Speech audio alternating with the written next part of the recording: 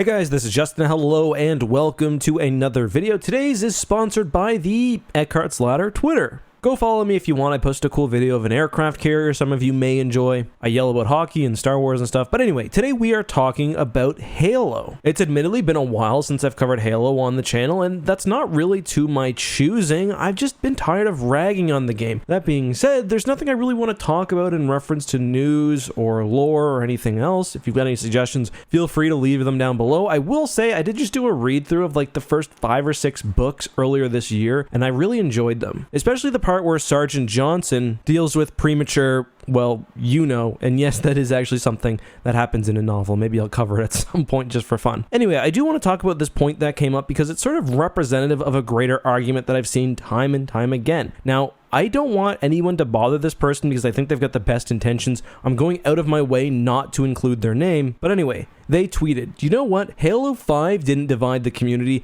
It was entirely people like this that divide the community, and this behavior is worse and still festering today. The this they're referring to is someone basically shitting on 343 Industries and just generally not being a very polite person. Now, especially when you're talking to devs or real people, when it comes to criticizing something as trivial as a video game, trying to at least couch it in nice language, so I can't support that. However, the substance of this person's tweet is ultimately that Halo 5 continued down a path of Halo's identity crisis, and they specifically criticized art direction, music, and gameplay. What's my problem with this? Well, the argument that Halo 5 didn't divide the community, rather it was behavior of people online, is just so out of touch with how the world actually works, in my opinion. The vast majority of people who play video games like Halo don't ever interact with the fandom. The people arguing back and forth on Twitter about which Halo is good is not a substantial portion of the community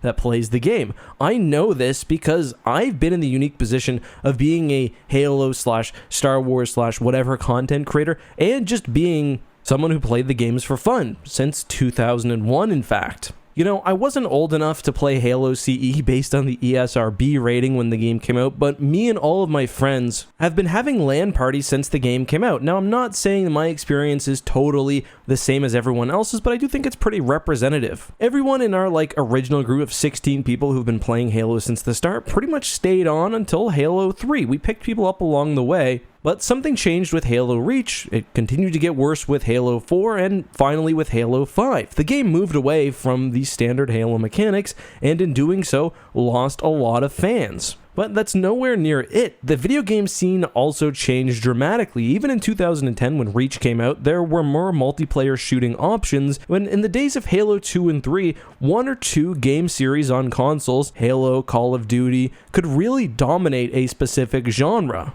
That being said, Halo as a multiplayer shooter had such strong gameplay that the appeal really could have kept it going, in my opinion, in a fairly dominant position. I think it's pretty clear that it was a misstep to move away from the fundamental aspects of an arena shooter that Halo had previously embraced. Reach introduced things like loadouts, armor abilities. Halo 4 really doubled down on that, and I think that's where things started to falter. By Halo 5, I think interest just generally was lower. A lot of people do like the multiplayer mechanics of Halo 5. I personally don't. It's way too twitchy for a Halo game. I think the thruster and some of the abilities sort of interrupts the natural flow of combat, and the map design just overall wasn't very good. So by that point, Halo releasing another, off-brand game when it already lost its market dominance just led to an overall feeling of meh. And we don't know the numbers, of course. Halo is still popular. Halo 5 was still a popular game by, average game standards, but no one could argue that it's still the juggernaut it was when Halo 3 came out. And again, a lot of that's just due to how the video game industry is.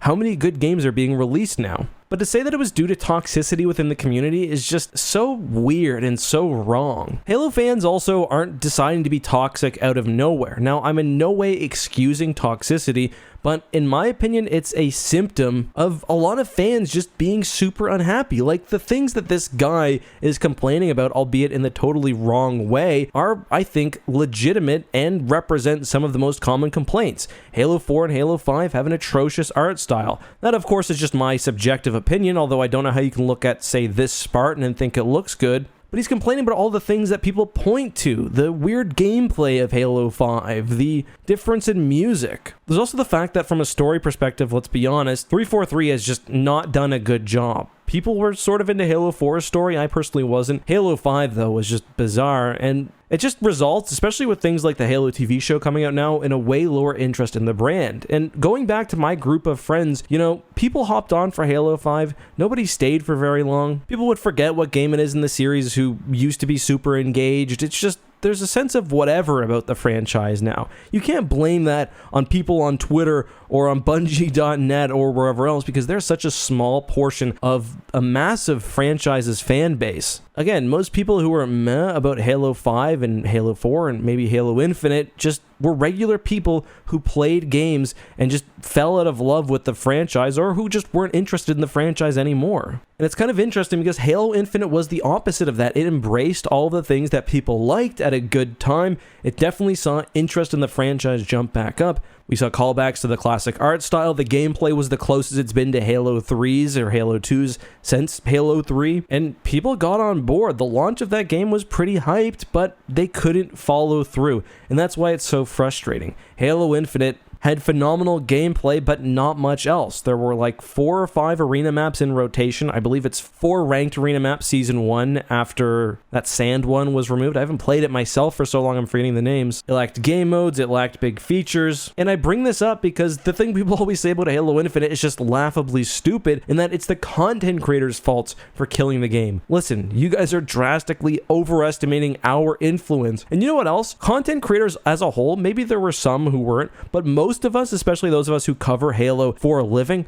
want to be positive about the game. Do you think Hidden Xperia wants to rag on the game when Halo being popular is a massive boon to his channel? No, but he's honest. When the game, you know, has its missteps, and it has had many, he reports on it. It's not our job to be publicists for a game. It's not our job to lie about a game to try to keep the community from fracturing. We talk about what reality is like. At least we try to. The idea that Halo's demise, and maybe that's too strong of a word, Halo's significant decline is due to anything but changing industry conditions and a row of, arguably starting with Halo Reach, subpar multiplayer modes. It's not reality. I don't know, I find this frustrating. Like, I understand wanting to defend 343, I understand wanting to love Halo, but let's be honest about the situation, especially because I think it means that Halo could come back at some point. Halo Infinite is in such a pathetically bad position. I say that not to hate on the devs, but this game has literally been a worst case scenario since launch. It launched with probably the worst feature set of any Halo game, maybe beside Halo CE, but it even had less maps than CE, and that might have been acceptable if we got the true live service we were promised, but I mean, obviously not. Halo Infinite will be getting less maps in the first couple of years of service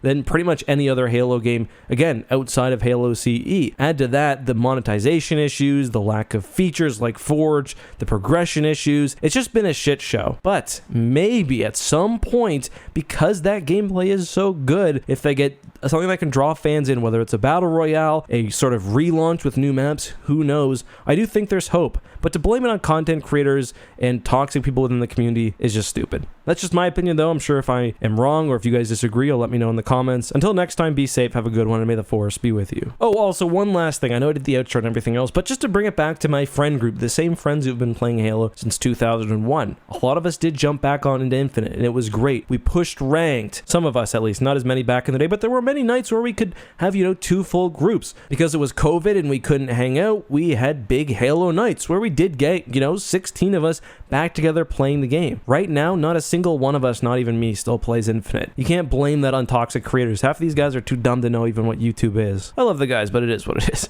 Let's relaunch the outro, and I'll see you guys next time.